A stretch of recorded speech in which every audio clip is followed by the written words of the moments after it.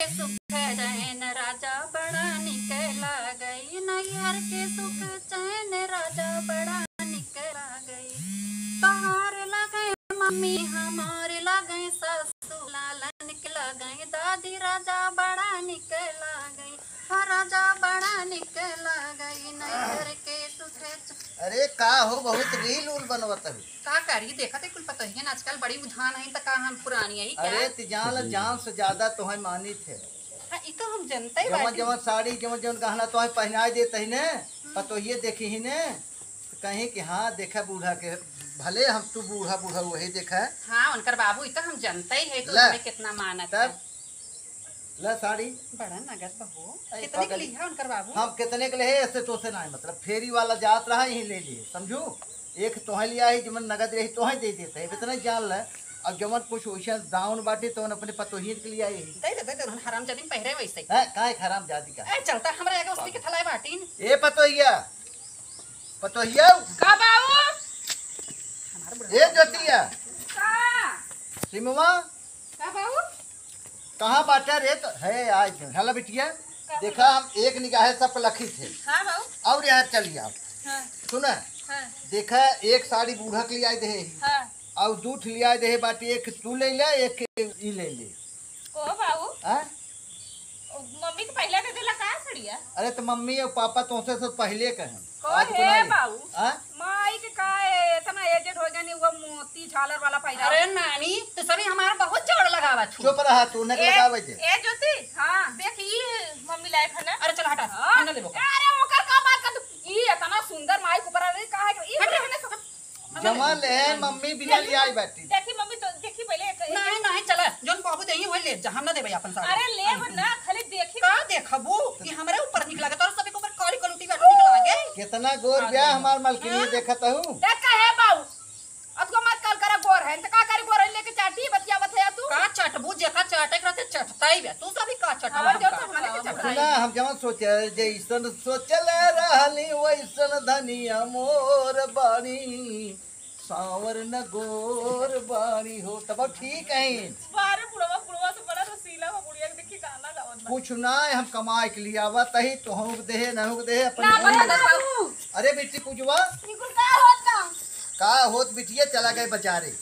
एक साड़ी तोहरे मम्मी भी न लिया है देख बेटी बनी और एक खेने भी न लिया दे। देख बेटी ई वाली साड़िया बहुत निक बा रख दे हमार बियाह करी तब दे दी हमें। आए रानी मरी तब से बाबू तहार बढ़िया अरे बढ़िया पगली तो का बिना 50,000 साड़ी बनारस लिया बनारसी साड़ी देखा। ई बताओ पहले मम्मी बुढ़ाई पैसा साड़ी पहनी हमारा माई बुढ़िया मत का मुंह देखी जब रखिया लगाई के बढ़िया ही चले जानू। तब अरे बूढ़ है तो कब जवान कही तो अब तू लड़का माई है ने बुढ़ा गई नहीं और क्या नाती बुढ़ा गई। हे देख रही तो ठीक से रख हम कैसे जाने तो के बेग बोलत है रे। हां इधर ले जा जब ऐसा कर कर का कर ले कैला है हां सुना खई कैले हे बात बेटा दा हटा खाली माई ला दबा हाँ। चलो हां क्या देख रहा है माई बाबू को समझ लो ज्यादा दिन हो रहा। हां हां जा हट अरे ये नहीं है पानी दिए भाई सूरत न सकल ने पूरा पर नकल। अच्छा ये भौजी तेरे समझदार है उनक चढ़ी बाटे संभाव जो लाओ हम चुपचाप पहिना सकत हूं। अरे छोटकी और बिटी भैया कमाई कमाई कम देथन का चढ़ लो। अब हमार कमाई चलता है बिटिया। ए बिटी ए नाने दूर में का सड़िया हमरे हां आसमानी कलर का कभो ना पहले चल जब पाना तो है पहिरा वो पहले है मम्मी का ये बाटे हमरे तो आसमानी वाला तोहरे ना है चलो ठीक है जब छोटकी नाले तो दोनों सड़िया हम ले अरे पहले तो हम सर में आवे चाहे हमार दिमाग देखा दिमाग सरबा हमार कहाँ रहा।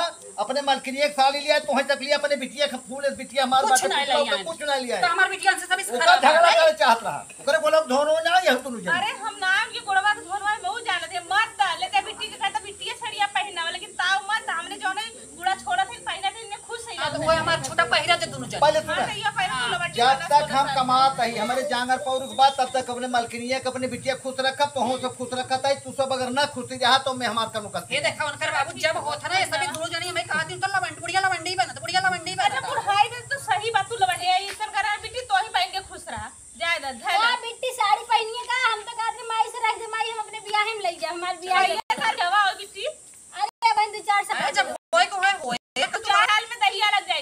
ये बतावा तू बुढ़ाई में जितना मेक करत उतना लवंडी बनत हो आज तक आंखें ना देखली हमने के कबो देलू देखबो कर नहीं है मरता जट्टा हो का देखबो हमरा माइक देख के जरा मत सुनो देखबो कर है ना लेके सूट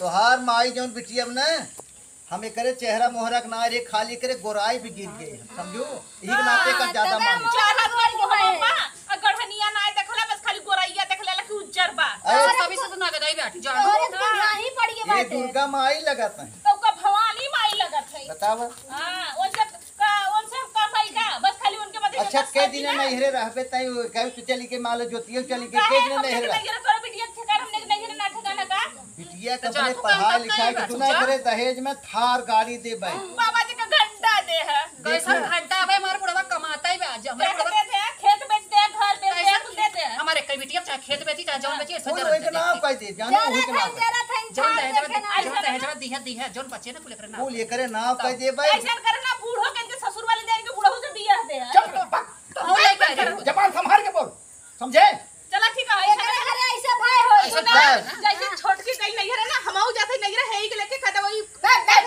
पूजा अब सुना अगर पानीदार हो तो वो जे कह दूं हां दलिद्र कता को नहीं बूढ़ा का बुढ़ा बिटिया के खूब माना जाना एकर बियाह हम कुल तरह रहे खर्च करब जौन बाकी बचा रहे कुल ही के नाम लिख दे भाई अपने मेहमान का नाम हां ऐसे करा नहीं हम बिटिया का नाम लिखो मेहमान का नाम नहीं आजकल मेहमान तक बाजी के तब तो पिया से निकल जाते हे हमें के पंचायती बुला रहे हम जाई जाता कहां जा करे बेटी हां बाबू जा जने से जल्दी जल्दी राती पनीर और पूरी बनाए आया खाया मटर डाल ना माई हां बिटिया चला ये सड़िया बहुत सुंदर लागी मम्मी तो रू हां बिटिया बढ़िया एकदम बाबू एकदम मस्त कलर लेके तोहरे आए बिया है के ना ऐसे इसे तोहरे बाबू बढ़िया बढ़िया खरीदवाई सही में तब तो हां चल मस्त झालर वाला लाग हे दोनों रख दे गोबर ओबर फेंके जाऊ पहिला हां हे बिटिया चलो चलो दिन मन नहीं कहता ऐसे गांजे रहा वही माई लोग फेंकी हां चलो चल चल चल